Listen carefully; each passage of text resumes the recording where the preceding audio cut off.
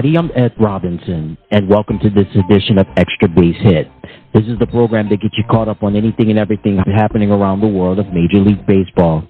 Coming up on this edition of program, we preview the Wild Card Playoff Series matchup and so much more.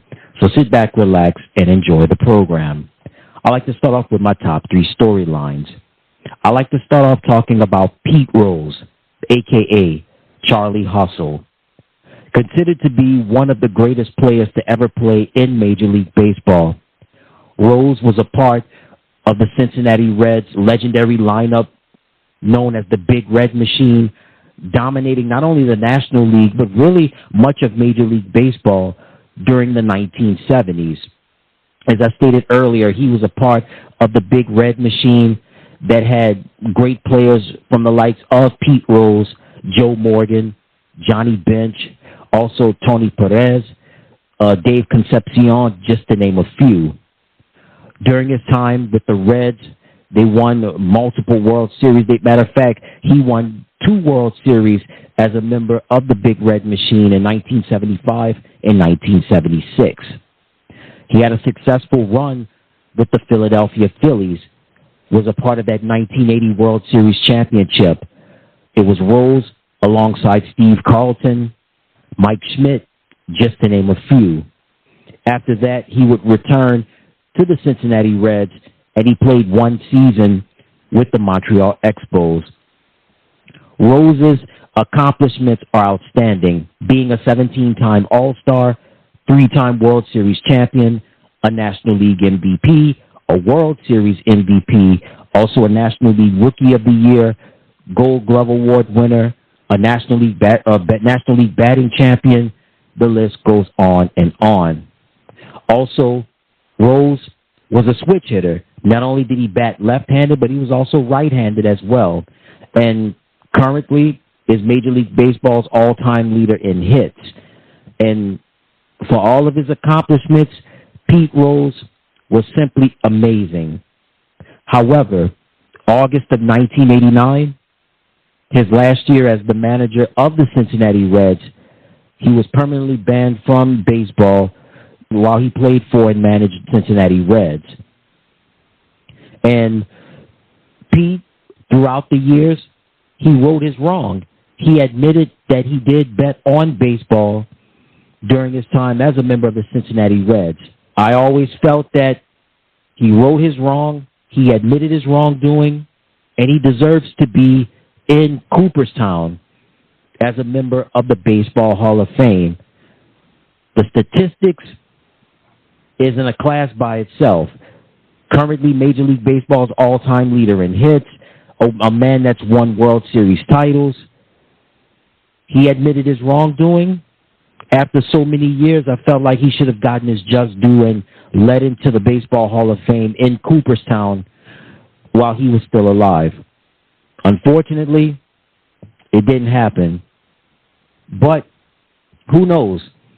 Maybe when the next voting comes in, Pete Rose's name, maybe the committee, now that he's passed on, maybe they'll have a chance to have a change of heart and maybe let him in the Hall of Fame. Who knows?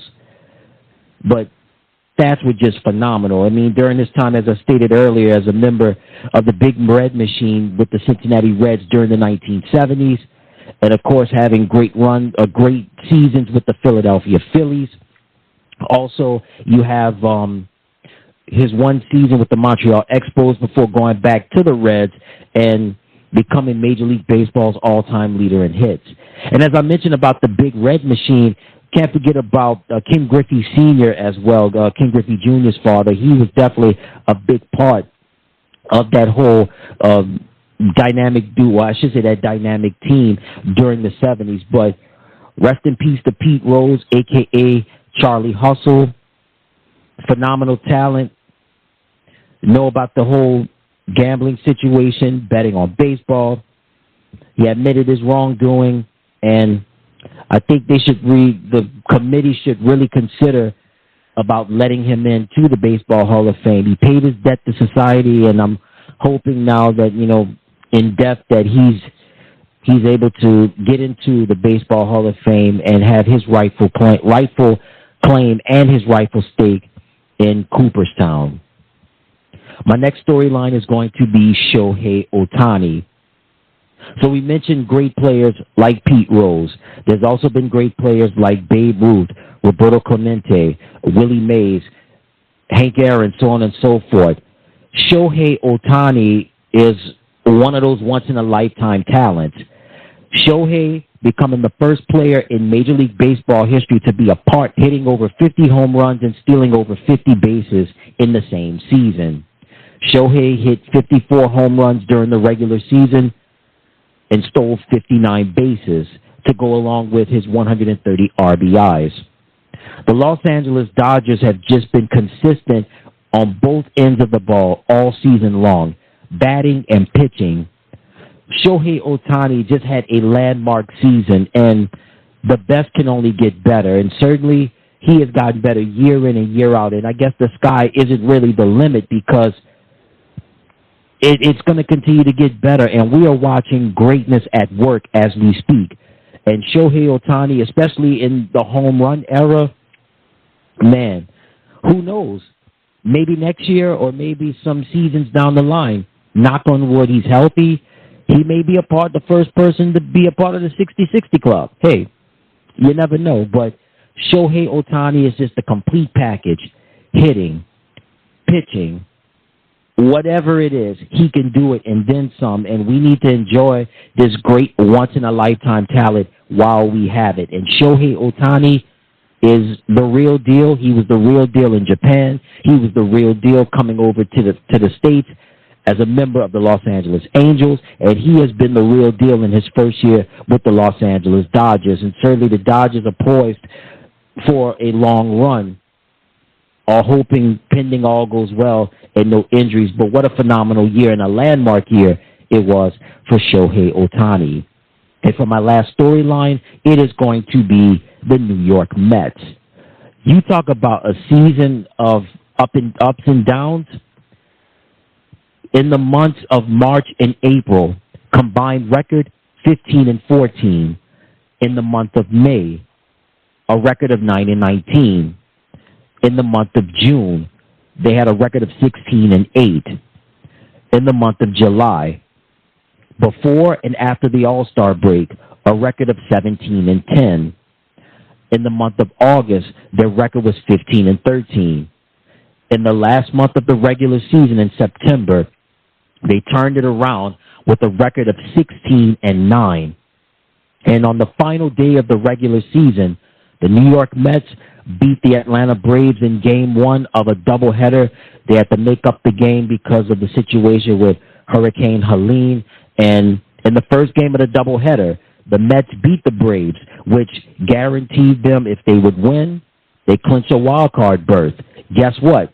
They did just that in a thrilling come-from-behind victory. So the Mets win Game 1. The Mets clinch a wild card berth. They are in the playoffs. The Braves would win Game 2 of the doubleheader, but kudos to the New York Mets. When you talk about what a difference a year makes, was just a train wreck of a year. Just things just went haywire with the injuries, and players were kind of in and out of the mix in certain situations.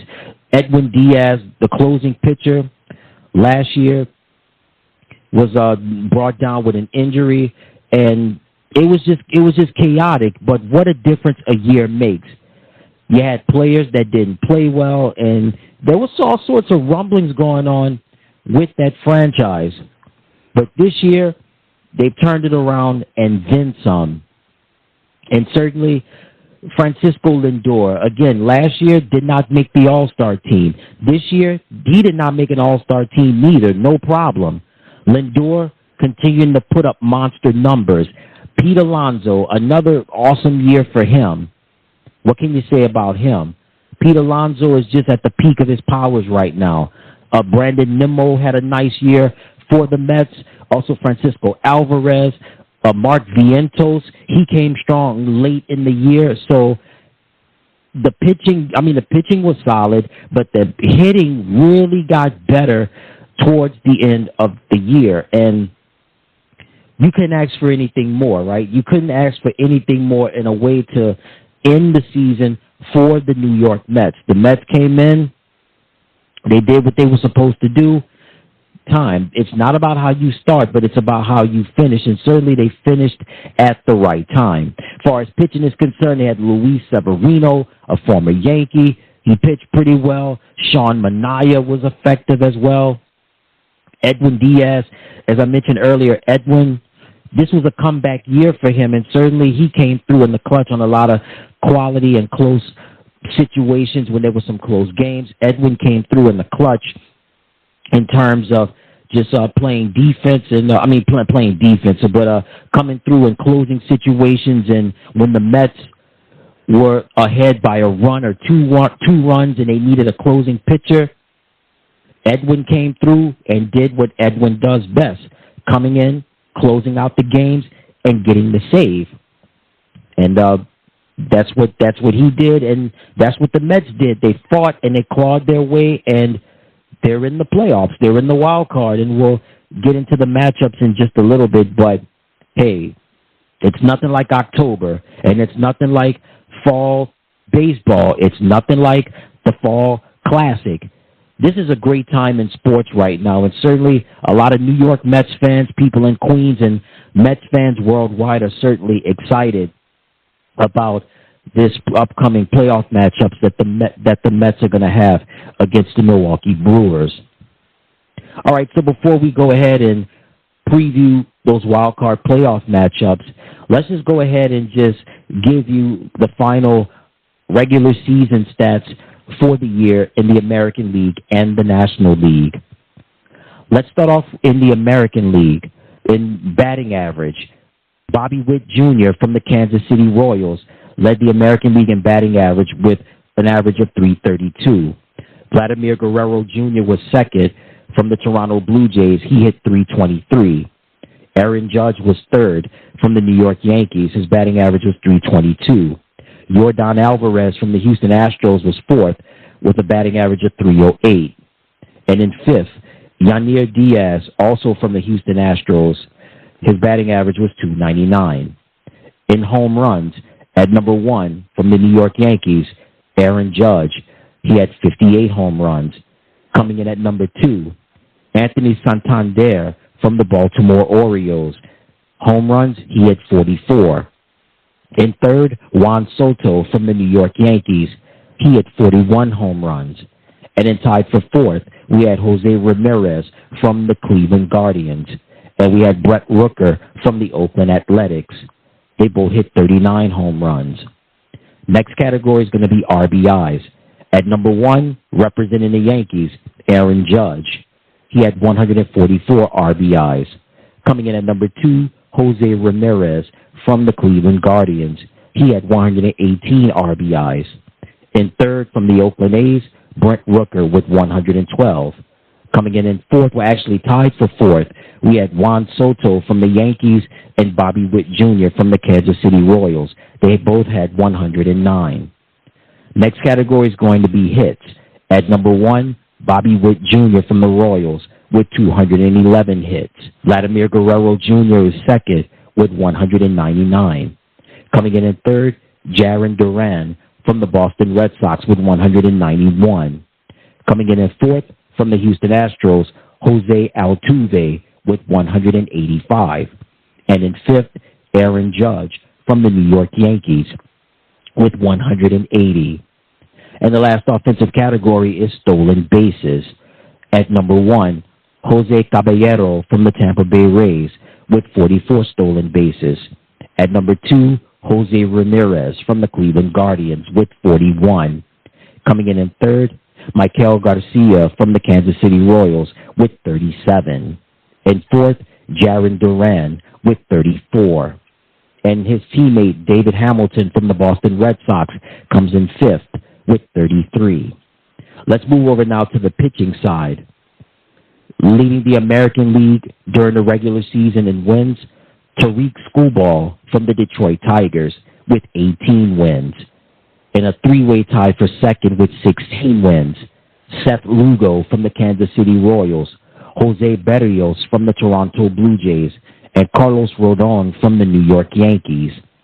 And in fifth, Corbin Burns from the Baltimore Orioles. Next category is going to be ERA, earned run average. At number 1, from the Detroit Tigers, Tariq Skubal. He had an ERA of 2.39. Coming in at number 2, Ronel Blanco from the Houston Astros. His ERA is 2.80. Coming in throws, Framber Valdez with a 2.91 ERA. In fourth, from the Baltimore Orioles, Corbin Burns. He has an ERA of 2.92. In fifth, Bryce Miller from the Seattle Mariners. He has an ERA of 2.94. Next category is saves. Number 1, from the Cleveland Guardians, Emmanuel Clase. He has 47 saves. At number 2, from the Houston Astros, Josh Hader. He has 34 saves. In third, Kirby Yates from the Texas Rangers. He had 33 saves. In fourth, Clay Holmes from the New York Yankees with 30 saves.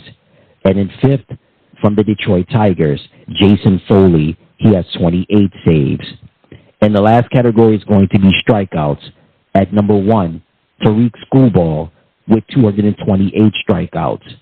Coming in at number 2, Cole Ragans from the Kansas City Royals with 223 strikeouts. At number 3, Logan Gilbert from the Seattle Mariners with 220 strikeouts. In fourth, Garrett Crochet from the Chicago White Sox with 209. And in fifth, Yosei Kikuchi from the Houston Astros with 206 strikeouts. And that takes care of your league leaders during the regular season in the American League. Let's move over now to the National League. Starting off in batting average, at number 1, from the San Diego Padres, Luis Arraez. He hit .314. At number 2, from the Los Angeles Dodgers, Shohei Ohtani. He hit .310. In third, from the Atlanta Braves, Marcell Ozuna. He hit .302. In fourth, from the Philadelphia Phillies, Trey Turner. He hit .295. And in fifth, from the San Diego Padres, Jackson Merrill. He hit .292. Next category is going to be home runs. At number 1, who else? From the Dodgers, Shohei Ohtani. He hit 54 home runs. At number 2, Marcell Ozuna with 39 home runs. In third, from the Philadelphia Phillies, Kyle Schwarber. He hit 38 home runs. At number 4, Ketel Marte from the Arizona Diamondbacks. He had 36 home runs. And in fifth, from the New York Mets, Pete Alonso. He had 34. Next category is going to be RBIs, runs batted in. At number 1, who else? From the Dodgers, Shohei Ohtani. He had 130 RBIs. And number 2, from the Milwaukee Brewers, Willie Adames with 112. In third, from the San Diego Padres, Manny Machado with 105. Tied for fourth with 104 RBIs, Marcell Ozuna and Kyle Schwarber. Next category is going to be hits. At number 1, from the San Diego Padres, Luis Arraez with 200 hits. At number 2, Shohei Ohtani with 197. And third, Marcell Ozuna with 183. And fourth, from the Colorado Rockies, Ezequiel Tovar with 176. And in fifth, from the Pittsburgh Pirates, Brian Reynolds with 171. And the last offensive category that we have is stolen bases. At number 1, from the Cincinnati Reds, Elly De La Cruz with 67. At number 2, Shohei Ohtani with 59. In third, Bryce Terang from the Milwaukee Brewers with 50. At fourth, Corbin Carroll from the Arizona Diamondbacks. And in fifth, Jacob Young from the Washington Nationals. Let's move over now to the pitching categories. Let's start off with wins. At number 1, from the Atlanta Braves, Chris Sale with 18 wins. At number 2, representing the Philadelphia Phillies, Zach Wheeler with 16 wins. Coming in third, from the Chicago Cubs, Shohei Imanaga with 15 wins. And then tied for fourth, we have Aaron Nola from the Philadelphia Phillies and Dylan Cease from the San Diego Padres with 14. Next category is going to be earned run average. At number 1, from the Braves, Chris Sale. He has an ERA of Wheeler from the Philadelphia Phillies. His ERA was 2.57. At number 3, Shotei Imanaga with an ERA of 2.91. And fourth, from the San Diego Padres, Michael King with an ERA of 2.95. And in fifth, from the Atlanta Braves, Max Fried, an ERA of 3.25. Next category is going to be saves. At number 1, representing the St. Louis Cardinals, Ryan Elsley. He had 49 saves. At number 2, Kyle Finnegan from the Washington Nationals with 38 saves. At number 3, Robert Suarez from the San Diego Padres with 36 saves. At number 4, from the Atlanta Braves, Raisel Iglesias with 34 saves. Coming in fifth, Alexis Diaz from the Cincinnati Reds with 28 saves. And the last category is strikeouts. At number 1, Chris Sale with 225. At number 2, Zach Wheeler with 224. Also in second place with 224 strikeouts, Dylan Cease. In fourth, from the St. Louis Cardinals, Sonny Gray with 203. And in fifth, Michael King from the San Diego Padres. And that takes care of our final look at the league leaders in both the American League and the National League. All right, let's preview the wild card matchups in the playoffs. It's October. Fall is in the air. The leaves change colors. And we've got NFL underway, NBA and NHL are right around the corner. And yes, Major League Baseball, the playoffs, and the Fall Classic is just so much fun. And what a great time to be alive, and what a great time in sports right now. And let's start off with the Houston Astros and the Detroit Tigers. The Astros, of course, they were the champions 2 years ago. And the Astros, they're looking to get back to that mountaintop once again. When you think about the Astros, you think about consistent pitching and you think about consistent hitting.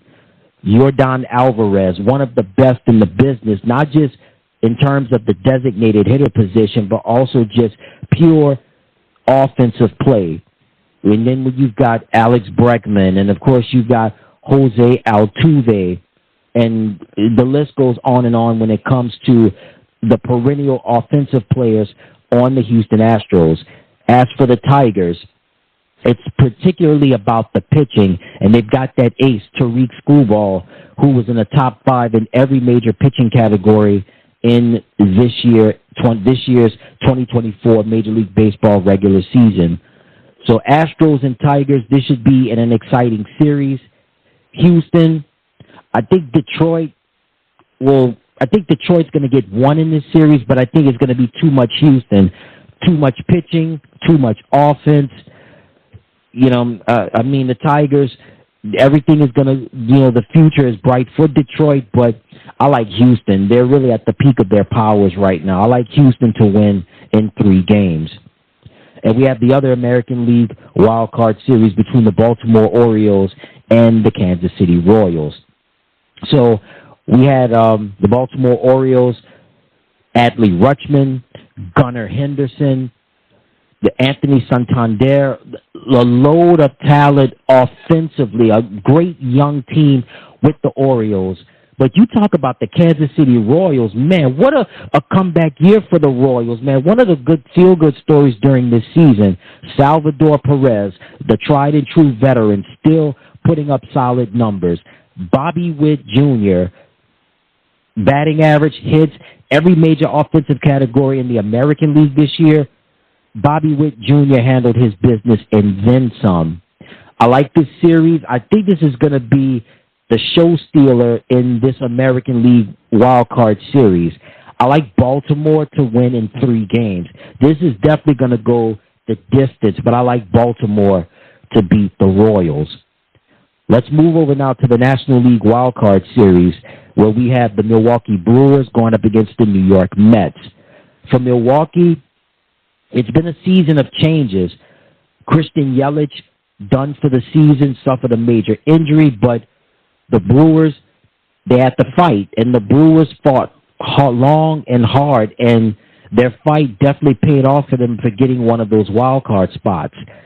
For the Mets, you talking about fighting and clawing and scratching and doing whatever it took to get that spot. They got that wild card spot on the final day of the regular season, beating the Mets in the first game of that doubleheader. They handled their business. Francisco Lindor, Pete Alonso, Mark Vientos and company, Brandon Nimmo, not only towards the end of the regular season, but really throughout the second half of the season, coming back from the All-Star break, the Mets fought, and they fought hard. And I think they still got enough fight left in them to beat the Brewers. I think it's going to go all 3 games. I like the Mets to win 2-1. And then we have the San Diego Padres going up against the Atlanta Braves. This is going to be the show stealer in the National League Wild Card Series. Atlanta, just a few years ago, won the World Series.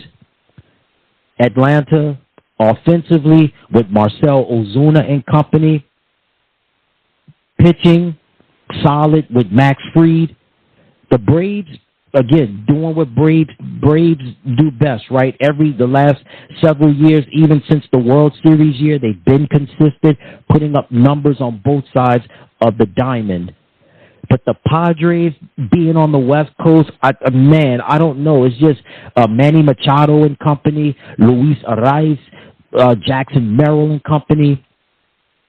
I just think that crowd on the West Coast, they're hungry for the Padres to get this victory. I like the Padres to sweep Atlanta 2-0 in these playoff matchups. So in the American League, I like Houston to win in 3 games, and I like the Orioles to win in 3 games. And on the National League side, I like the Mets to win in 3 games, and I like the Padres to win in 2 games. And there you have it. So before we get on out of here, we have to say goodbye to a special friend for decades in Major League Baseball, the Oakland A's, the Oakland Athletics. You know the organization, right? When you think of Oakland and you think of the Bay Area, and not just California, but specifically Northern California, baseball teams, San Francisco Giants, and then the Oakland A's. And then also, too, the sports teams specifically that were in Oakland, the Golden State Warriors, the Oakland Raiders, and the Oakland A's. The Warriors moved back across the bay to San Francisco. The Raiders have moved again to Las Vegas. And now Oakland will be moving. Their temporary home will be in West Sacramento, California, before they move permanently in a few years to Las Vegas, where they'll be at that new stadium. So many great memories, so many great players that were a part of that organization, from Reggie Jackson, Vida Blue, Rollie Fingers, the Bash Brothers, Mark McGwire, Jose Canseco, Ricky Henderson, Dennis Eckersley, Dave Stewart, Jason Giambi, Eric Chavez, Yoenis Cespedes had some seasons with the Oakland A's. It's just such a shame, man, because when you think of not just California baseball or Bay Area baseball, but really the West Coast teams, and just all just the teams that have left a mark with Major League Baseball being the Oakland A's. And then when you look at the Oakland Coliseum, you think of when the Raiders played, and that mystique, that's been gone for several years now that they've relocated to Las Vegas, and all that was left was the Oakland A's.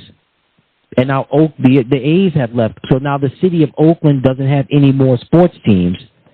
The closest that Oakland has would be the 49ers. I mean, they play in Santa Clara, and then you have the Giants that play in downtown San Francisco. But, man, what great memories that the Oakland A's had at the Oakland Coliseum, and certainly it may have been what a lot of people described as saying not the best facilities, but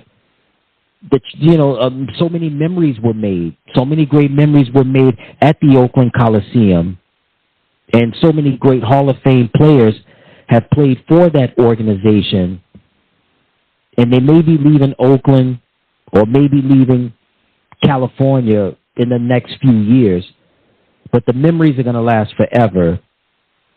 And they've left an indelible mark, not just on broadcasters and podcasters and baseball fans like myself, but people that have watched Oakland A's baseball for decades, just curious to find out what the Oakland A's are doing, just in terms of their play and just in terms of who they're going up against.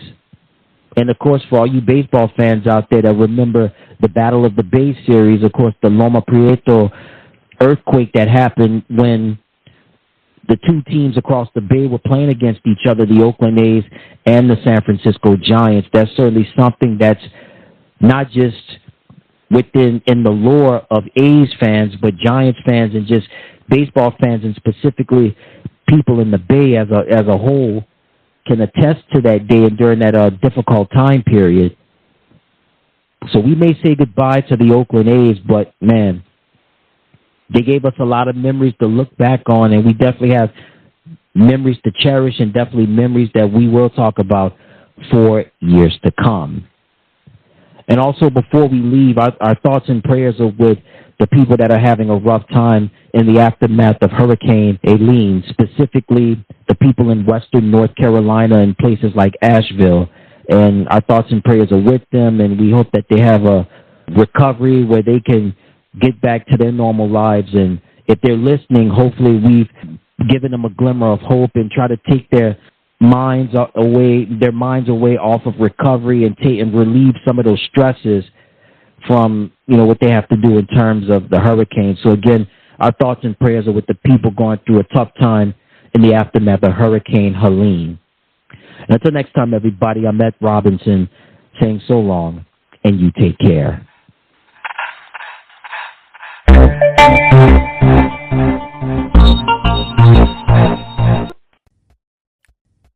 Hey everybody, thank you so much for tuning into the channel. Remember to click like, share, and subscribe, and thank you for watching.